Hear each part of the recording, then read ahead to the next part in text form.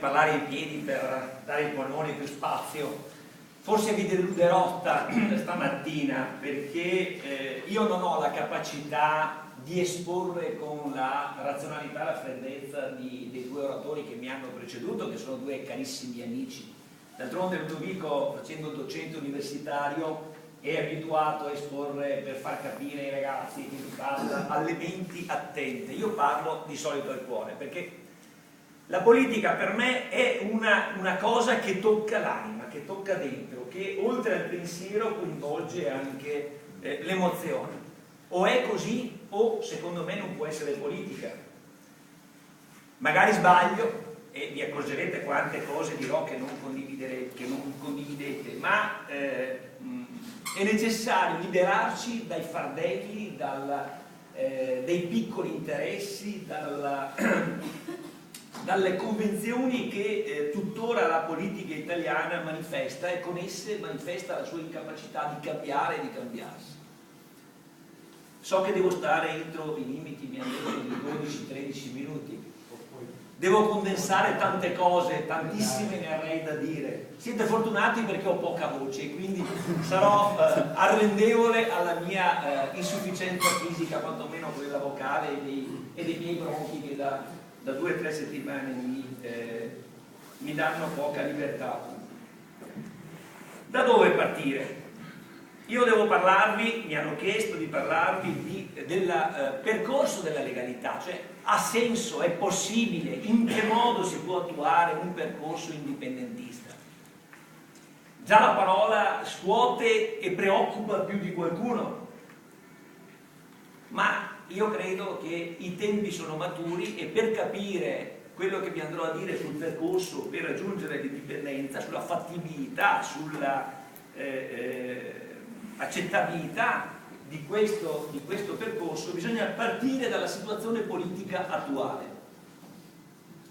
E io vi faccio una domanda. Voi ritenete che l'Italia, questa Italia, che questi partiti, queste istituzioni che quotidianamente in televisione ci vengono a parlare di riforme, di cambiamento, siano in grado e abbiano gli strumenti e la credibilità per dare un cambiamento all'Italia? No. Se voi siete convinti, avete sbagliato aula stamattina, era meglio stare a letto o andare al bar. Io credo che la maggioranza delle persone, anche di coloro i quali negano che ci sia la difficoltà, che ci sia la capacità meglio di fare il cambiamento, si rendano conto della impossibilità del cambiamento di questa Italia al suo interno. E non è una mia opinione. L'emerito Presidente della Repubblica, ora morto, Francesco Cossiga, che è stato anche, oltre che Presidente del Consiglio, Ministro dell'Interno, Presidente della Repubblica, Presidente del Senato e prima ancora docente di diritto costituzionale, una figura anche molto svincolata dagli schemi della politica, no? Perché quando è diventato Presidente della Repubblica ha cominciato a togliersi non solo i sassolini dalle scarpe, ma anche ad esprimersi in modo libero, un pensatore libero, criticabile ma libero. Ha condensato in 2 parole un qualcosa che a me pare rivelatore del ragionamento che sto cercando malamente, ma comunque di esporvi.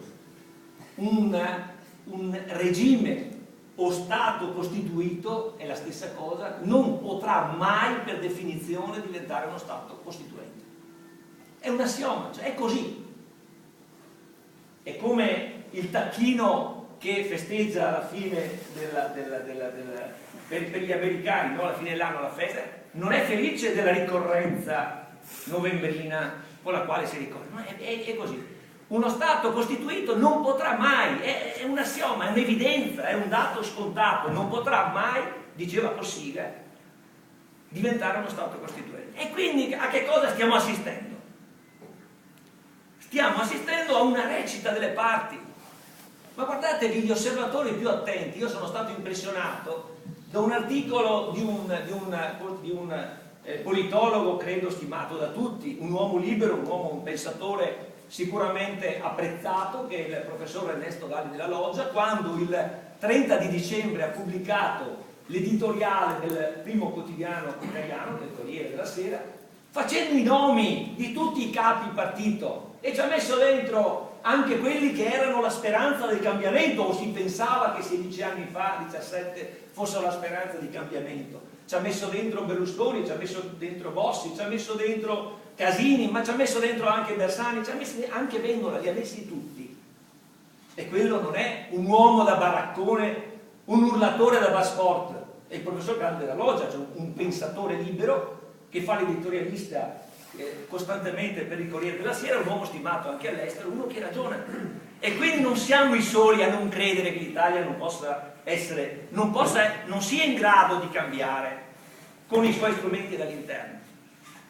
E diceva appunto Galli della Loggia che questi si parlano addosso.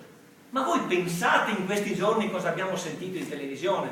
Io credo che se andate, ed è una cosa che lo dico anche con un pizzico di orgoglio, magari le nostre relazioni saranno un po' troppo tecniche, ancorché profonde e straordinariamente competenti, come quella che ha fatto in modo eccellente l'amico Gianluca Panto. Ma voi se andate stamattina a qualche assemblea politica di destra o di sinistra, sentirete parlare solo di presunta prostituzione